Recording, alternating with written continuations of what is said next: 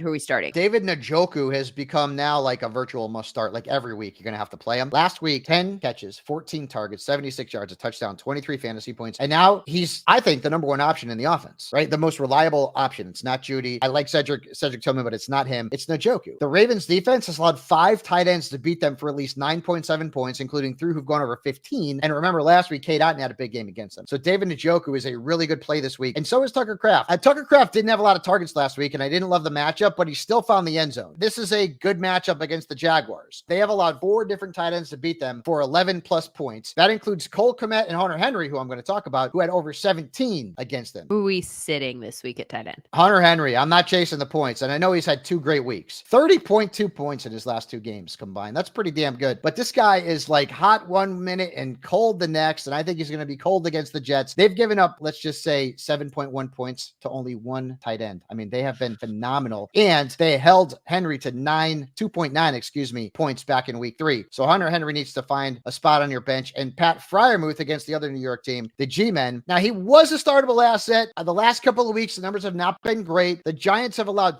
35.1 receiving yards and the 7th fewest fantasy points per game to tight ends. In fact, 1 tight end, Lindsay, has beaten them for more than 10.2 points this season. So Freiermuth is going to go away from a fantasy perspective in week 8.